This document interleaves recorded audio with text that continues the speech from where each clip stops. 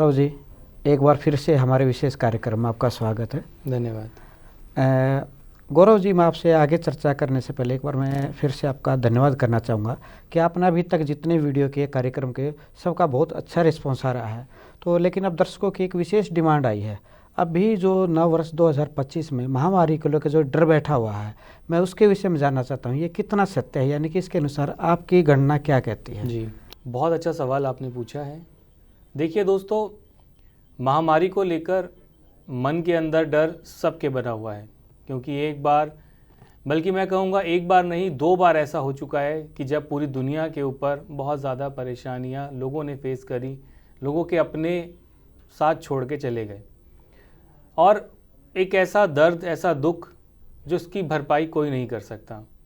2025 के अंदर फिर ऐसी परिस्थितियां बन रही है, ऐसा बहुत ज़्यादा सुनने में आ रहा है।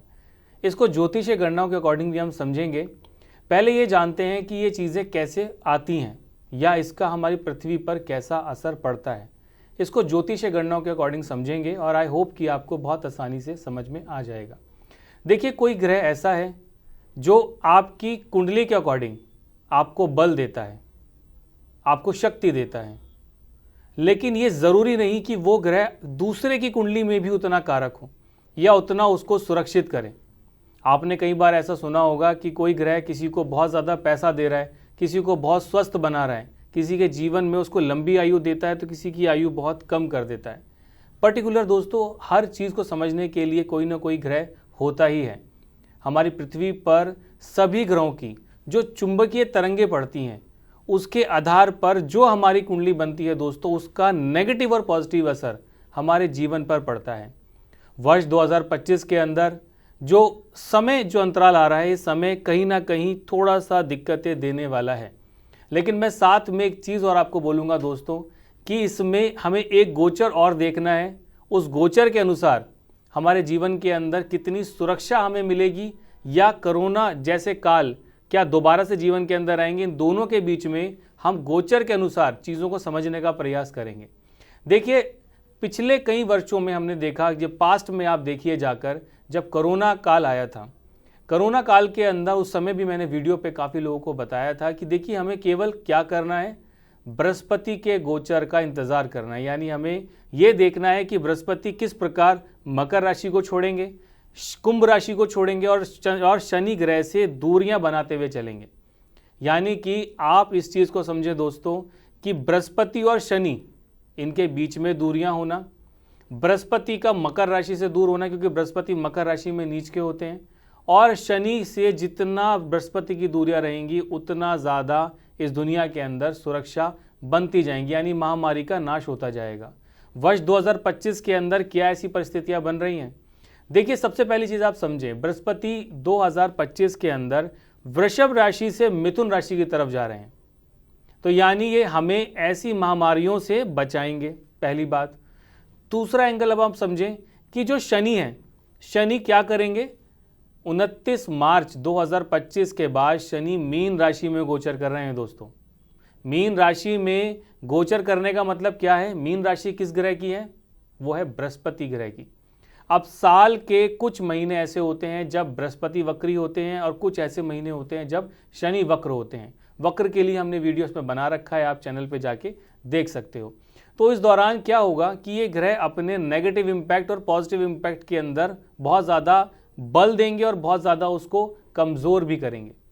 और इसी तरीके से मैं समझाता हूँ कि 2025 के 29 मार्च के बाद जैसे ही शनि मीन राशि में गोचर करेंगे, मीन राशि में जब भी गोचर करते हैं शनि, तो दोस्तों ये कहीं ना कहीं प्राकृतिक आपदाओं को दर्शाते हैं। बहुत ज़्यादा भूकंप आना, बहुत ज़्यादा कहीं ना कहीं कोई सुनामी आ जाना। ऐसी कंट्रीज़ जहाँ पे सी फूड बहुत ज़्यादा खाया जाता है, या फिर जहाँ पे समुद्र है, समुद्र के अंदर बहुत ज़्यादा वेव्स का उठना, सुनामी का आना, भूकंप का आना, अचानक से दुर्घटनाओं का होना, और वातावरण के अंदर बहुत ज़्यादा बदलाव आना, यानी बहुत ज़्यादा तेज़ गर्मी पड़ना या सूखा पड़ जाना। ऐसी परिस्थितियां जो हैं कहीं ना कहीं जब भी शनि मीन राशि में गोचर करते हैं। आप देखो, इसको और समझें, शनि पूरी कुंडली का चक्कर यानी 12 राशियों का चक्कर लगाने में 30 साल का समय लेते हैं जी। 30 साल का समय लेने का मतलब ये है दोस्तों कि जहां पे भी शनि आपकी जन्मकालीन कुंडली में, लगन कुंडली में विराजमान है, वहाँ पर उनको वापस आने में पूरे 30 साल लगेंगे। अब वो जिस जिस भाव से गोचर करते हुए जाएंगे वहाँ से वो आपको अच्छी और नेगेटिव इम्पैक्ट भी देते हैं। लेकिन हमारा टॉपिक है चीज़ें आपको समझाना कि 2025 में क्या ये महामारी बढ़ती हुई नज़र आ रही है। मतलब मैं वही आपसे जानना चाह रहा हूँ, अभी आप कोई भी सोशल मीडिया खोल रहे हैं, हर वीडियो में डराया जा रहा है कि महामारी आ गई है, ये आ गई, तो एक भय का मतलब वातावरण बन गया है। तो ये मैं यही जानना चाह रहा हूँ कि पूरे विश्व के लिए कैसा, खासकर भारत के लिए इसका क्या मतलब परिणाम रहेगा, डरने की जरूरत है कि नहीं है? मेरे को देखिए, मैं जितना जानता हूँ जिसके अकॉर्डिंग मैं आपको बताना चाह रहा हूँ कि बृहस्पति तो सुरक्षित कर रहे हैं चीज़ों को, लेकिन वहीं पे शनि मीन राशि में जब गोचर करेंगे तो ये किसी बड़ी आपदा या परेशानी को दर्शाते हैं। और भारत की जो कुंडली है वो है वृषभ लगन। वृषभ लगन की कुंडली के अनुसार अब अगर मैं भारत की कुंडली की दशा निकालता हूँ तो 2025 के अंदर मंगल की दशा शुरू होने वाली है। और अगर न्यूमरोलॉजी के अकॉर्डिंग हम देखते हैं तो वो साल क्या है, मंगल का। एक थोड़ा सा कंफ्यूजन इसमें भी है कि साल किसका है, सूर्य का है या मंगल का है। तो देखिए न्यूमरोलॉजी के अकॉर्डिंग साल जो है वो मंगल का है, और अगर हम इसको नव वर्ष के अकॉर्डिंग, पंचांग के अकॉर्डिंग देखते हैं तो ये सूर्य का साल है। और टॉपिक पे हम रहेंगे, टॉपिक से हटना नहीं है दोस्तों। तो कुल मिला के मेरा कहने का उद्देश्य ये है कि हाँ, हम जो भारत है इस महामारी से बहुत ज़्यादा सुरक्षित है। और पूरी दुनिया के अंदर मैं ये कहता हूँ कि ऐसा मंजर नहीं है कि बहुत ज़्यादा महामारी का योग बन रहा है। हाँ, ये समय थोड़ा सा उजागर होगा जब मार्च अप्रैल में ये लोग ग्रह अपना वक्र, अपनी राशि को परिवर्तन करेंगे। थोड़े से चीजें या केसेस वहां पे बढ़ते हुए नजर आ रहे हैं, लेकिन महामारी का योग नहीं है। हमें सावधानी रखने की जरूरत है इसमें। बिल्कुल सावधानी तो देखिए रखनी चाहिए, क्योंकि आपके लगन, जैसे मैंने कहा कि लगन को देखना बहुत जरूरी है। लगन के अनुसार ये ग्रह जहाँ गोचर करेंगे वहां से अच्छी और बुरी परिणाम आपके लिए लेकर आएंगे। तो साल 2025 के अंदर महामारी का तो कोई मुझे योग नजर नहीं आता कि महामारी बहुत ज़्यादा तंग करेगी। हाँ, जब ये ग्रह अपना राशि परिवर्तन करेंगे थोड़े से केसेस बढ़ना या कोई परेशानी आना, ये चीज़ें मुझे दिखती हुई नज़र आ रही हैं। लेकिन क्योंकि साल मंगल का है न्यूमरोलॉजी के अकॉर्डिंग, मैं मतलब वही आपसे जानना चाहूँगा कि विशेषकर हमें एक तो आपके ज्योतिष के अनुसार उपाय या वैसे कोई सावधानी विशेष, जैसे आपने बताया कि बाहर जो सी फूड वाले हैं वहाँ, तो हमारे यहाँ पे भी क्या विशेष सावधानी रखें, और एक ज्योतिष के अनुसार कुछ उपाय अगर किसी का हो तो? जी देखिए, इसमें सबसे ज़रूरी है दोस्तों कि मैं केवल आपसे ये जानना चाहता हूँ कि जितना आप अपने लगन को बलवान करेंगे, देखिए लगन आपका शरीर है, आपका स्वास्थ्य है। आप केवल ये सुनिश्चित करें कि आपकी कुंडली में कौन से ग्रह की महादशा चल रही है, उसके अनुसार आप ये देख सकते हो कि आपका लगन मजबूत है तो ऐसी कोई बीमारी या परेशानी आपके ऊपर आती हुई नज़र नहीं आ रही। दूसरा तरीका क्या है दोस्तों कि कोशिश करें, क्योंकि देखो शनि कहीं ना कहीं दिक्कतें बढ़ा ही देते हैं जीवन में। बहुत सरल सा उपाय है दोस्तों जिसको आप कर सकते हो कि कोशिश आप ये करें कि अंधों का आश्रम है या जैसे कोढ़ी होते हैं या ऐसे व्यक्ति जो असमर्थ होते हैं, आप उनकी मदद करें, उन्हें अनाज आप दान करें, उन्हें कोई मिठाई या कुछ रुपए आप दान करें, जितना भी आप सक्षम हैं। इस उपाय को करने से साल 2025 के अंदर मार्च अप्रैल के बाद से जो समय है इसमें काफ़ी हद तक आपको आराम मिलेगा। और अगर आपके स्वास्थ्य में भी आपको कमी नज़र आ रही है या स्वास्थ्य आपका बहुत ज़्यादा खराब चल रहा है और आपको घबराहट भी बहुत ज़्यादा हो रही है, तो उसके लिए सबसे अच्छा क्या है, आटे का एक दिया आप बनाएं 5 मुखी, उसमें आप 5 बत्ती रख के सरसों के तेल का दीपक आप सूर्यास्त के बाद शनिवार के दिन किसी भी पीपल के पेड़ के नीचे आप जलाएं, या शनि मंदिर आप जा सकते हो तो वहाँ जाके शनि भगवान के सामने आप अर्पित करें। थोड़ा सा गुड़ ले लीजिए, थोड़े काले तिल, ये शनि भगवान के चरणों में आप अर्पित करें और अपनी गलतियों के लिए आप माफ़ी मांगें। अगर आपके स्वास्थ्य में दिक्कतें थी या परेशानी आपको लग रही थी या 2025 को लेकर मन में घबराहट है, तो मैं आपको श्योर करता हूँ कि शनि के नेगेटिव इम्पैक्ट कम हो जाएंगे और आपको काफ़ी हद तक आराम मिलेगा। इसमें मैं आपको एक चीज़ और बताना चाहता हूँ जो हमारे जनता के लिए जानना बहुत ज़्यादा ज़रूरी है। दोस्तों, आप स्मार्टफोन तो इस्तेमाल करते ही हो, कहीं ना कहीं आपको पता ही होगा। आप एक छोटा सा चीज़ आपको समझ सकते हो कि जो महामारी होती है हर 100 साल 120 साल के अंतराल के बीच में आती है। क्या ऐसा कुछ हम जान सकते हैं कि ये किस समय पर आएगी या भविष्य में हमें क्या इससे टकराना पड़ेगा? ये महामारी कब आती है और क्यों आती है? देखिए, साइंटिफिक भी हम समझ सकते हैं और इसको ज्योतिष के अकॉर्डिंग भी समझ सकते हैं, बहुत आसान है।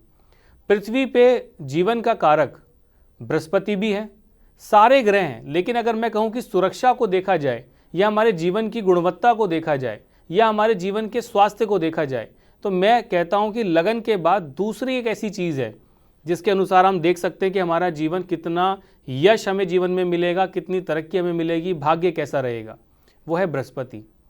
बृहस्पति अगर कुंडली के अंदर शुभ है तो हमारे जीवन के अंदर शुभता बढ़ती ही रहेगी, जीवन में कभी कोई परेशानी नहीं आ सकती। अब क्योंकि महामारी की बात चल रही है तो मैं हमेशा से कहता हूं कि आप गोचर को समझना शुरू करें दोस्तों। गोचर की परिस्थितियां जिस दिन आप समझना शुरू कर जाओगे, आपको अपने आप समझ में आ जाएगा कि किस देश दुनिया के अंदर क्या परिस्थितियां रहेंगी, भारत में क्या परिस्थितियां रहेंगी। अगर हम 2020 से पहले चले, 100 साल पहले या 120 साल पहले, तो आपने सुना होगा कि एक महामारी जो है वो 1920 के भी लगभग आई, 1918, 1920, 1918 से लेकर 1920 के बीच में। उससे पहले 1720 में भी आई, या 1718 से 1720 में। उससे पहले 1600 में। एक अंदाज़ा हम लेके चल रहे हैं क्योंकि हमारे पास नॉलेज है, हमारे पास कंप्यूटर है, लैपटॉप है, उसमें चेक कर सकते हैं, मोबाइल भी हमारे पास। तो इन्हीं सालों में क्यों, किसी और वर्ष में क्यों नहीं? ये इसके कारण भी क्या बनते हैं वर, मैं ये भी आप दोस्तों पंचांग उठा के देखें या आप गोचर की परिस्थितियां जब आप निकालोगे तो आप देखोगे कि इनमें शनि और बृहस्पति का गोचर या तो मकर राशि में आपको मिलेगा, या कर्क राशि के अंदर आपको मिलेगा, या फिर शनि से एक घर आगे एक घर पीछे बृहस्पति की पोजीशन आपको मिलेगी। यानी कुल मिला के ये जो समय है ऐसा बनता है 100-120 साल के अंदर कि शनि के आस या पास में कहीं ना कहीं बृहस्पति का गोचर होता ही होता है। और बृहस्पति और शनि का गोचर क्या करता है? मन में घबराहट को पैदा करता है, डर को पैदा करता है, भय को पैदा करता है।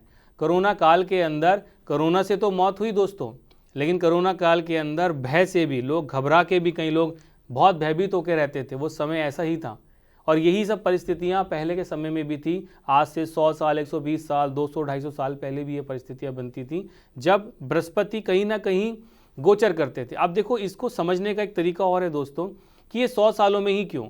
शनि एक कुंडली का चक्कर 30 साल में लगाते हैं, बृहस्पति 15 साल में, और 100 सालों के अंदर ये दोनों इर्द गिर्द पहुंच जाते हैं। तो वही कॉम्बिनेशन कहीं ना कहीं जो है महामारियों को लेकर आता है। तो साल 2025 के अंदर मेरी प्रेडिक्शन दोस्तों ये कहती है कि महामारी का कोई योग इसमें नहीं बनता हुआ मुझे नज़र आता। लेकिन क्योंकि अगर न्यूमरोलॉजी के अकॉर्डिंग मैं देखता हूँ तो मंगल है, 2025 को अगर हम टोटल करें तो ये 9 नंबर आता है, तो ये मंगल का साल है। पंचांग और नववर्ष के अकॉर्डिंग अगर मैं देखता हूँ तो ये सूर्य का साल है। तो यानी किसी बड़े जो नेता हैं, अभिनेता हैं, वहाँ से संबंधित परेशानियाँ देखने को मिलती हैं। देश दुनिया के अंदर कहीं झगड़े, कोई विश्व युद्ध की परिस्थितियाँ, भारत के LOC के ऊपर या चाइना के बॉर्डर के अंदर कहीं ना कहीं 2026 के अंदर मैंने पहले भी बताया कि कोई झगड़े की कोई ना कोई ऐसी उम्मीद मुझे दिखती हुई नज़र आ रही है। तो कुल मिला के भारत को लेकर मैं क्यों कहता हूँ कि भारत सेफ है, ऐसा मैं क्यों कहता हूँ? इसके पीछे रीज़न ये है दोस्तों कि एक चीज़ होती है, इसको बोला जाता है रेखांश और अक्षांश, लॉन्जिट्यूड और लैटिट्यूड। इत्तेफाक से हमारा जो भारत है वो पृथ्वी के ऐसे रेखांश अक्षांश पर है जो जहाँ पर सभी ग्रहों की पॉजिटिव वाइब ज़्यादातर पड़ती हैं।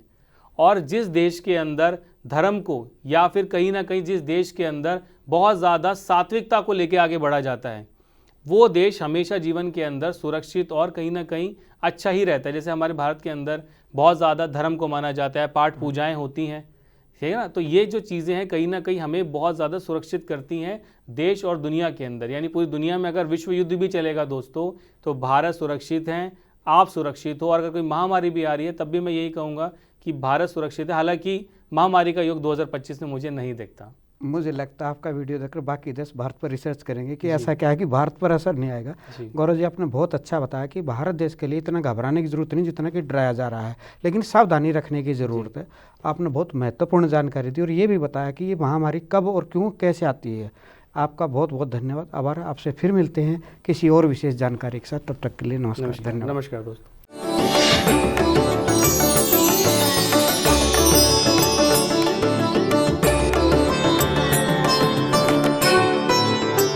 हमारे संतवाणी चैनल को सब्सक्राइब करें, वीडियो को लाइक करें, शेयर करें।